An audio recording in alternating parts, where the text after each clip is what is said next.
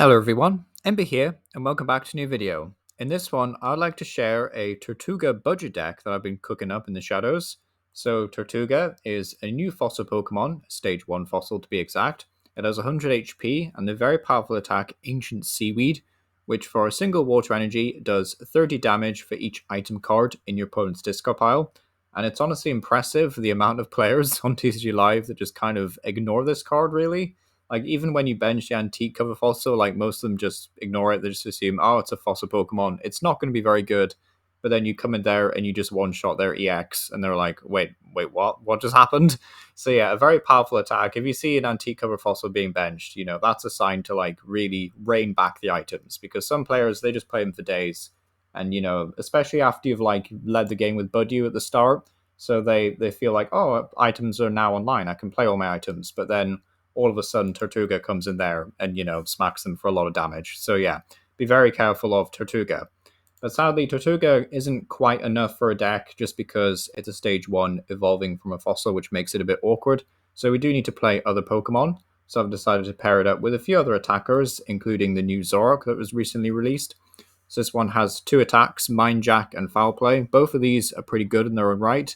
Mind Jack does 30 damage times the number of your opponent's bench Pokemon, which can just be really good in this day and age where there's loads of like Mew EX, Pheasantipity, that sort of thing. But also just, Area Zero comes to mind, decks that really want to just go overboard basically with benching Pokemon. So Mind Jack is really nice. But we also have things like Foul Play, which for 3 colorless energy, which is a bit expensive, but we can pay for it using the new Ignition Energy. Basically says choose one of your opponent's active Pokemon's attacks and use it as this attack. Now, the really cool thing about Ignition Energy is that once it's used, it actually gets discarded, and why that's good is because the only other energy this deck really plays, aside from a Jet Energy, is actually Luminous Energy, and Luminous Energy is necessary for Scizor that's in the deck, as well as Tortuga. So basically, the great thing about Ignition Energy actually discarding itself means that once we've attacked with Foul Play on Zoroark, assuming Zoroark, survives an attack, we can then just attach a Luminous Energy and, use Mind Jack if we really wanted to. It's just a really fun, small interaction that the deck has, which I like. So, yeah, we still need Luminous Energy in order to attack with Scizor, Zoroark's first attack, and Tortuga, though. I also play 1 copy of Jet Energy. Like, you could swap this out for a Dark Energy or Water Energy, depending on which Pokemon you feel like you attack with more. But this is actually in here just so we can attack with Rotom if need be. Just knock out an Evolving Basic, do 70 damage, KO them. I'm not really fussed about the prize race, so that's why I'm not like playing defensively with Reversal Energy, although you could play Reversal because it would work on all the other Pokemon. But, just something to bear in mind. I'm not playing Reversal Energy, so Jet Energy Rotom is kind of like a nice little package to have. It also means we can find our Dunsparce and then evolve them up into Dunsparce, which means we are playing a lot of Pokemon, like nearly 20 Pokemon. Nearly a third of the whole deck is Pokemon, which is a lot, really. But I do think the Dunsparce is necessary just to keep things going and for finding the right energy that we need. It is also worth mentioning, actually, we do play another Zoroark. This is the one from Shrouded Fable. Has the attack Illusionary Hijacking, and the reason why I play with Zoroark is I just think no one really expects it. Like, everyone assumes if you're playing Zoroark, you're going to be playing the new one. You're not going to be playing this one. So for 2 colors, it does 60 damage for each of your opponent's Pokemon EX and Pokemon V in play. RIP Pokemon V, they're not on rotation anymore. But still, Pokemon EX are a big part of the format, of course. There's decks like Raging Bolt, which will bench 4 to 5 Pokemon EX. So, you can just really surprise them, get a massive 1 KO, and that can really, provide a huge tempo swing in the game. So, yeah, a lot of people really don't expect to see this. If you can avoid it in mulligans as well, it's great. But, yeah, 2 colorless energy. So you can just, you could even use, like, 2 Luminous if you really wanted to. But, like, a Luminous and a Jet Energy, or, like, just reverse those, absolutely fine. Or Ignition Energy. But, yeah. Illusionary Hijacking, very, very powerful attack, and I would definitely recommend running 1 copy of this. I also run Scizor. This is the last attacker to really talk about in here. Punishing Scizors for a Metal Energy does 10 damage, and then 50 more damage for each of your opponent's Pokemon in play that has an ability.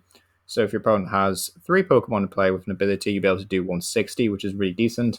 This guy used to be really good against Chien-Pao when that was really popular, but like, there's still a lot of Pokemon in the format with abilities. Like, abilities are a huge part of the game. So, your opponent decides to play like 3 Munkidori down with multiple Grimmsnarl. Like, yeah, sure, you're probably losing to Grimmsnarl Munkidori, but at the same time, you can have some fun and like smack them for a lot of damage. So, Punishing Scizors, definitely recommend it. It's also why we run Luminous Energy, because like all of these have like really obscure attack costs, so we need to like kind of find a way to compensate for that.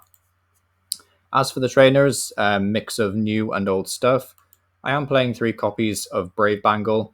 This just says your attacks do 30 more damage to your opponent's active Pokemon EX, which is really cool. It also can't be attached to Robloxes, so we can only play this in a single prize deck anyway. But it's just really nice. Like you can Budew Poke for 40, which is really funny. You can put it on Zoroark to increase your damage by plus 30. Plus Tortuga means it's effectively 1 more item in your opponent's discard pile, which is nice. So yeah, pretty nice overall. I'm also playing the Hyper Aroma A-Spec. You could swap this out for like Max and Belt, maybe like remove a Brave Bangle or something, but I like Hyper Aroma just because we're a stage 1 toolbox deck. It kind of makes sense to me personally. There is another thing I'd like to mention though, is we're also playing 2 copies of Hilda. I do really like Hilda actually because it can turn into a draw supporter because you can find a Dunsparce and then also like an Ignition Energy or Luminous depending on what Pokemon you'd like to attack with. So honestly, I could definitely see a world where like Arven gets shimmied down a bit. Maybe remove Iono or even Artazon and maybe add more Hilda in. But I do like Artazon in the deck just because you need to chain Dunsparce one way or another, really. Also, something else worth mentioning actually is the Counter Catcher and Boss's Orders. Still feels a bit weird because I think this deck really just wants to be a bit more aggressive in the early game. So just being able to boss a bit more frequently would be better. And like having Zoroark be able to like want to kill things like Mew EX so easily with Mind Jack, that would be good. But yeah, I think overall maybe more Boss's Orders is necessary. But it's just like finding the deck space because you have to run, you know, so many Pokemon just to get things rolling. But yeah, let me know what you think about this budget deck down below. Do you have any faith in Tortuga? And yeah, thank you for watching. So yeah, I'll go grab Zorua. I could have like attacked with Rotom, I suppose, but I think this is fine, to be honest. I will go ahead and put a Luminous on a Zorua as well. And then we can go ahead and use Punishing Scizors for 90. Pretty solid overall. So now what we can do is, if they choose to finish us off with Mew, we can go in there with Budew. But I think what they're going to do is just bring up Charizard, so I think we'll be alright. If anything, we could have used Budew last turn actually, and then like, yeah, then gone with Scizor after that. That might have been the better play actually, because I think they're going to rare candy Charizard this turn anyway. Nope, no rare candy Zard. Well, that's pretty good for us, because now we can just bring back Budew. How many items are they in? Just 1. So Antique Cover Fossil's not really doing anything just yet.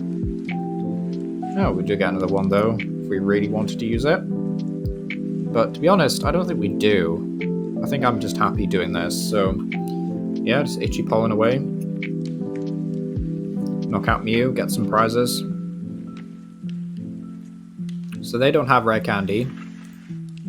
They can still KO us with like a Pidgeotto or a Charmander, like that's absolutely fine.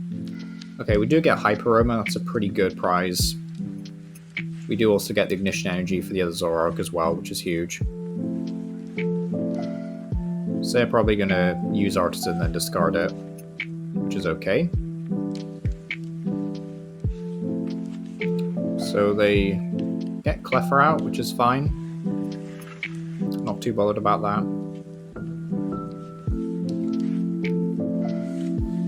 We could go in there. Oh, never mind. I was going to say we had a Jet Energy, so like we could have maybe planned for this and got Rotom out last turn.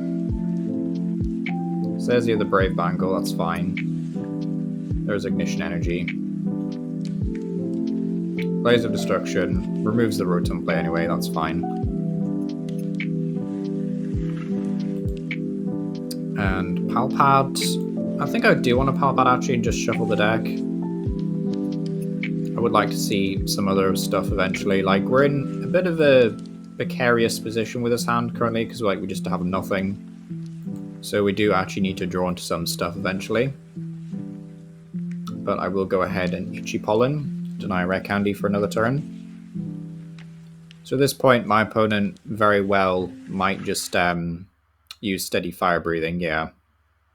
Which is fine. We still have Dunsparce that we can promote. So yeah, we just kind of need like anything, like literally anything. A supporter, an evolved Pokemon, a Hilda. Literally any of those things would be great.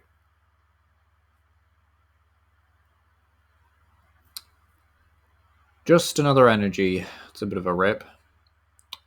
Don't think I want to attack. I'll just pass over. Could do takedown, I suppose, but seems like a bit of a waste.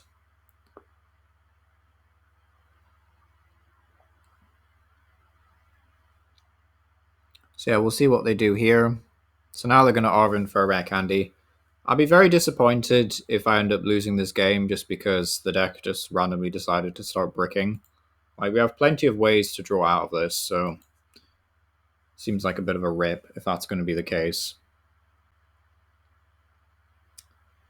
So yeah, Infernal Rain Charizard.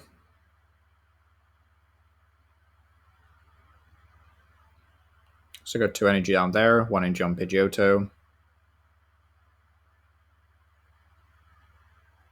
Another Charmander dying.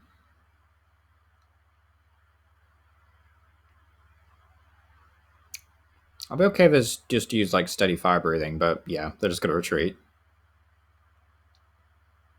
I thought for a second they might go Cleffa there, but yeah, they don't need to.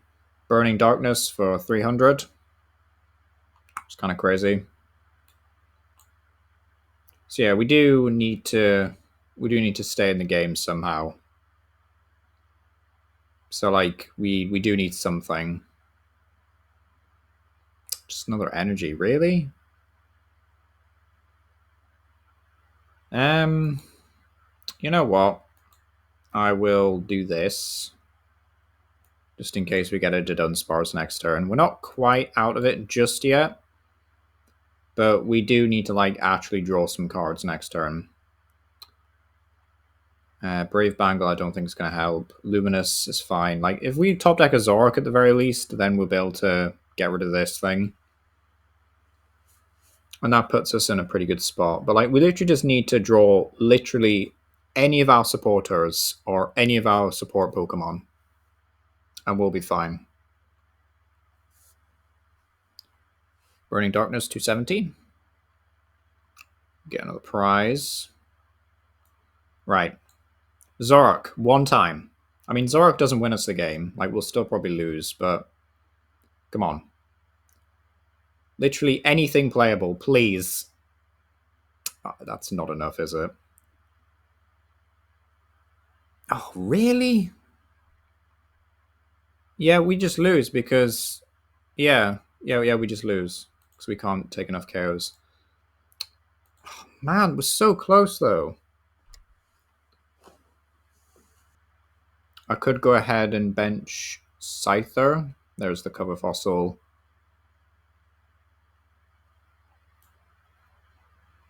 I think I might get another Zorua down, actually.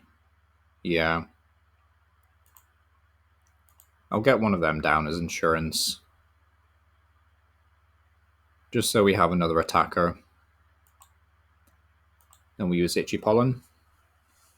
I don't think they'll expect the Scizor, so hopefully they go crazy with abilities at one point. But yeah, another Itchy Pollen. And what will my opponent do here? They're just going to pass. Okay, that's a bit sad. Getting a crazy hand size now, though. I wonder if they think they can deck me out. But I do have Iono, so... Alright, another 10 damage. We're 1 tick away from getting rid of Larvesta forever. This is probably the turn they retreat it, though, with an Air Balloon. It's a very cool deck, by the way. Volcarona Mediacham. Nope, just a pass. That's a bit sad. I think we're about to get Iono'd. I will put the Brave Bangle down on Zoroark, actually. Yeah, I definitely think we're getting Iono'd after this, but... Yeah, Itchy Pollen. Could maybe try and dig for a boss, but like I don't think that's going to be happening. So yeah, we finally take another KO. My opponent is absolutely saving that Iono. But at the very least, we're going to draw 3 off the Dunsparce. So I think we're pretty chill right now. And yeah, so we can't really do anything to Mew unless we get a Luminous. Then we can one-shot it with Mind Jack. That's another really nice thing about Zoroark. And my opponent just concedes. Alright.